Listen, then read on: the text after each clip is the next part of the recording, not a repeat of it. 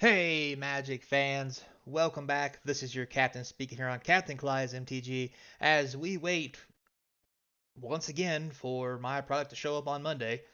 We're going to go over a few investment things and talk about actual product and how it's performing. We haven't done one of these videos in a while because we did cover a lot of the previous products. But one question that me and my friends ask each other a lot and have serious debates about: what is better in Lord of the Rings?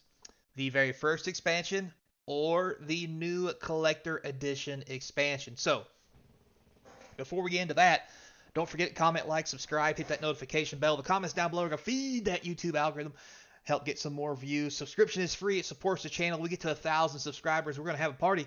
And don't forget, links in the description to eBay, the TCG Player Store, all in there to buy cards from the box opening series. That helps support the channel. There's Patreon in there if you want to go old school and sub up.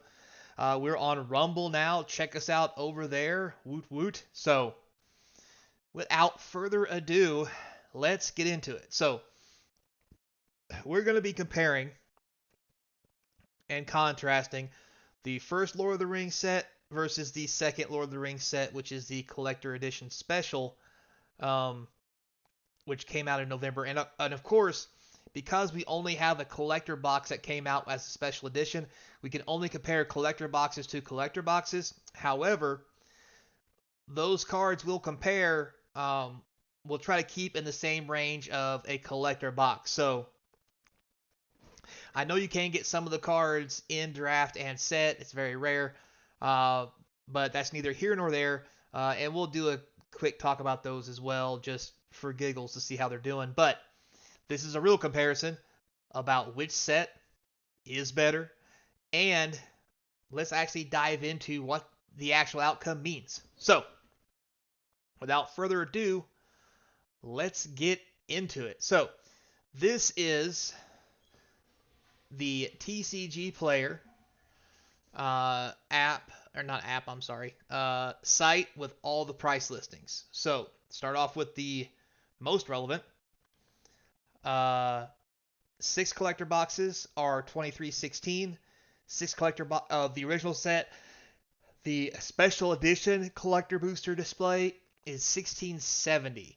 So we're talking close to, we'll round it off and say about $650 less for the special edition that came out later in the year for the exact same cards but different cards. So that's interesting. So as of right now, if you were to buy these two, your cheapest option would be to buy 6 of the special edition. Now, per box, current prices, if we scroll down here, you can compare them. $364 for a regular one, $279.98 for a special edition. Now, does that automatically mean that this is better than this? Well, no. There's lots to unpack here, and here's why. There are cards in here that are not in here. There are cards in here that are also not in here. So what are they? So, well, first off, the original set comes with a box topper. These boxes do not have box toppers. I'm just here to tell you that. We'll check again just to make sure. See nothing in the description. Sweet. Probably going to have to go down here to actually this one. All right, there we go. So it says here special edition, because 12 collector boxes, each booster, yada, yada, yada. Notice nothing about having a box topper. So one benefit already you get is you get a box topper here, which could get you anything from an ancient tomb, the party tree, which is the great hinge, like the cavern of souls. All those are options in here as a box topper, but not in here. So that's the first problem. Second problem, what does this have that this one doesn't have? This has special edition soul rings, that are serialized. This does not. So, does this set have serialized cards? Yes, it does. But they are the poster cards, and not the Soul Ring cards. Soul Rings go in any deck, so if you get one, it's great. Also, the non-Soul Ring cards over here, especially our foil, are a big hit as well. Those are not in here either. Um, so that's the other thing. So one thing this does have that this doesn't is this has the poster cards, which for some people is the thing. But I'll be honest with you, and a lot of people have talked about this, even Rudy. Uh, the poster cards are great as a collectible, but they're awful to play with because they're really hard to read. Unless you know what the card does, it's looks cool, travesty to try to use. So there's that. Now, with that being said, I think the edge leans over here because you have better options at serialized cards that you would want than you do over here. So, we're leaning toward, me personally, to this being the better set. But before we go too far, let's actually take a look and see what kind of card values there are. So if you look on TCG Player, you go under Lord of the Rings, just go under the regular Lord of the Rings, it's all listed under the same category. So the cards will be, cards from here and here are on this same list in order. I got priced from high to low. So scroll down, you can see here these are still god-awful expensive. I don't think that's high. I think it's too high. Anyway, so the most expensive card right now for both sets is this One Ring borderless poster card. Now again,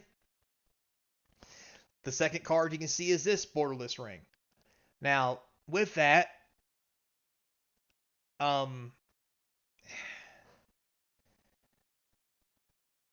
this is the highest price card, but again, the odds of hitting it are slim. The foil value is like 180.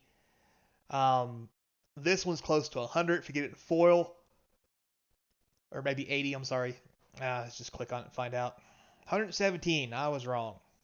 A lot. Anyway, this one in foil, 150. I was wrong there too. Anyway, so already leading the pack, we have these two One Rings for the new set that just came out. Now after that, we obviously have the One Rings from the other set. And to be fair, this is probably going to be the One Ring that you get, but you can get these other ones in that box set too, to some degree, but not really. More often than not, you're just going to get this treatment because they're only like this. So you could pull One Rings in the other box set and be $48, so you have more chances of hitting this more high dollar card. Because the first two expensive cards are just these two, and these are going to be hard to hit. The next one is 3 different versions of a card, which is in the main set, which, in essence, these are going to be more of a chance because there are more of them to hit them. So, moving on. Next high set of cards that we have Sauron the borderless, so it's pretty much 3 and 3. The regular borderless, and this one is the same, one from each set, so we're even again. But again, 2 versions of Bowmasters, so technically you have more hits. This is another version of the One Ring you can get in the original set, so now you're 2 ahead on the other set. These are a bunch of the other stuff. And then you have 2 borderless posters. You have original Sauron, then Aragon, the Aragon poster, regular Plantor. So it's kind of really card versus card about the same, especially price-wise, as you go through these ranks. Now, one thing I noticed isn't on here, now obviously the ring wraiths and stuff are of a higher price, the ints. When you get down in the $10 range, you see a lot more of cards from the new set, mainly being the Nazgul. And then there's some borderless stuff and what have you. So the one thing, if you haven't noticed, that's not on this list that maybe I missed, is the Orcish Bowmasters. I didn't see. Oh yeah, they're there. They're right there. So again, same price, but there's an extra version here. So as a quick review from me to you on if you're gonna buy these boxes, which one should you buy? Well, looking at the prices, 23 versus 16, 364 versus 279. For me, if it's a money thing, then you definitely should go with the special edition. And if you like the posters, you should go with special edition. Um, if you like the old scroll style, which I do, I like that about the special edition. Um, but if you want a high dollar, more valuable card because the serialized cards and what have you sell for more, I think you should probably lean toward Universes Beyond. But with that being said, the serialized cards and the special edition are also very pricey as well. So again, it's probably going to come down to um, just how much money you want to spend, what style of cards you want, um, and what you're really looking for at the end of the day. Now, because of that, these two are kind of separate, but at the same time, they are going to drag each other down. So the more that gets opened, a lot of this will get cheaper to some degree. Now, with that being said, this has been out for a while, and as you can see, 48 listings, 68 listings. The prices as of right now are probably as firm as they're going to get. They came out around November 3rd.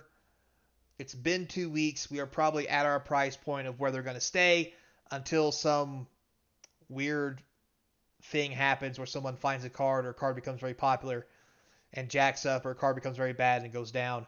Um, but most of the cards that are going to go down has already happened. So I think that's where we stand. Now, it really just all depends on, I think, what style you want.